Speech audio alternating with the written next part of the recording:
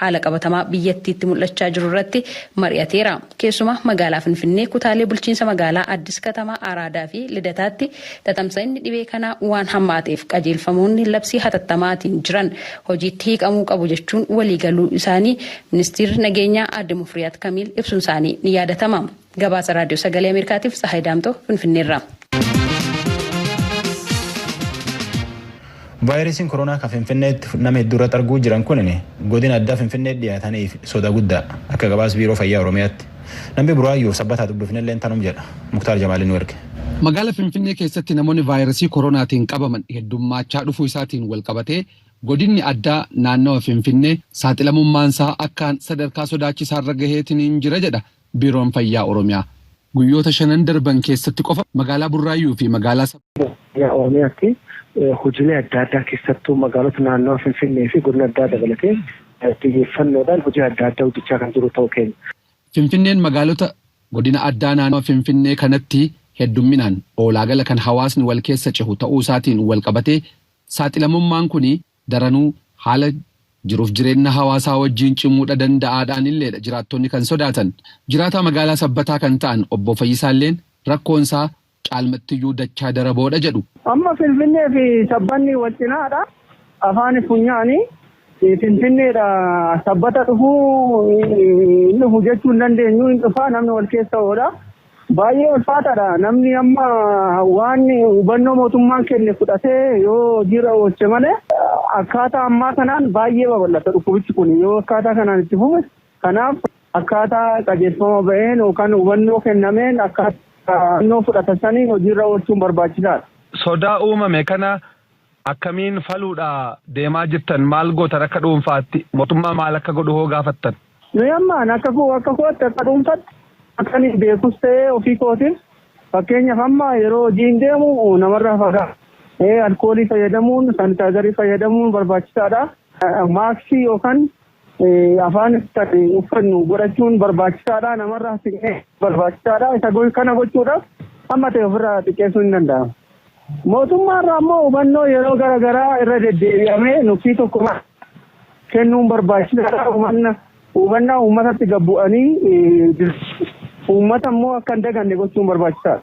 Magaalli gara biraa balaan weerara vaayirasii koronaa irratti saaxilameetiin jedhe magaalli Burraayyuullee taanaaniin sodaa hamaa keessa jiraachuu isaaniiti. Namni raadiyoon sagalee Ameerikaa dubbise kan inni ibsu. Uummanni Burraayyuu walakkaa jechuun danda'ama. Finfinnee oolee bakka adda addaatii dalagaa oolee gala. Kanaaf carraan inni uummata Finfinnee faana walitti bu'ee dhukkuba kana daddabarsuu fudhachuus dabarsuus danda'u baay'ee bal'aadha. Kanaaf yaaddoon amma hawaasa keessa jiru ol ka'aa ta'uyyuu haalli of eeggannaa haalli hubannaa namaa mallee gadaana waan ta'eef haalli Burraayyuu jiru baay'ee sodaachisaadha. Egaa maali akka kootti waa lama nu badhaa tokkoffaa ikoonomikaalii namoonni keessumaa Burraayyuu jiran parsantii guddaan hojii guyyaatti dalaganii warra bulanidha. Baay'een isaaniis akkasuma dhaabbata garaagaraa keessa socho'anii waan bulaniif dinagdee irratti dhiibbaa guddaa sodaa guddaadha kan amma hubachaa jirru. Inni lammaffaan egaa dhukkubi kun akkuma beekamu dhukkuba rakkisaadha. Sanyiin filatuu umuriin filatuu kanaaf balaa kanaaf saaxilamuun dhukkubni kun babal'achuun keessumaa akka Burraayyuutti yoo ilaalte heddumina namaatiin haala of eeggannaa amma jiruutiin baay'ee sodaa guddaa keessa jira dhugumatti. Saaxilamummaa godinni addaa naannoo Finfinnee vaayirasii koronaatiif qabu kana ittisuudhaa fi hubannaa hawaasaa yeroodhaan cimsuudhaaf ministeera fayyaatii fi bulchiinsa magaalaa Finfinnee waliin ta'uudhaan qindoominaan hojiilee bal'aatu hojjetamaatiin jiraan dubbatu obbo Gammachuun. Adeemsuma kanaan namoota faana dhahanii manaa manatti sakatta'uudhaa fi qorannaa laaboraatoorii taasisuu bal'inaan hojiilee irratti hojjetamuudhaaf xiyyeeffatame keessaa tokko ta'uu dubbatan obbo Gammachuu Shuumii. Maal gochaa jira tokko adda baafanneerra. Magaalota dhihaan kana godina addaa dabalatee magaalotaas itti daballee iddoowwan saaxilamoo ta'an keessattuu daangaawwan balbalota Finfinnee hojii wal quunnamsiisan fi akkasumas iddoowwan hawaasa dara saaxilamoo jiran adda baasneerra. Adda baasuu osoo hin taane maal goone iskiriiningii eegallee yookiin calallii fi sagantiinsa manaa kanaan duras garuu ammas haala addaatiin akka biiroo fayyaatti akkasumas caasaalee sadarkaa magaalaa fi aanota godinoota kana waliin ta'uudhaan calallee adda addaa gaggeessaa jirra. Calallee gaggeessuu osoo hin taane immoo qorannoo laaboraatoorii jechuudha. Qorannoo laaboraatoorii baay'inaan sadarkaa hawaasaatti gadi yeroo ammaa kana fakkeenyaaf magaalaa Burraayyuu kan fudhannu yoo ta'e guyyaa torban tokko keessatti gara namoota 2,000 bulchiinsa magaalaa Burraayyuu qofarraa hin qorana kan jiru karoorfame.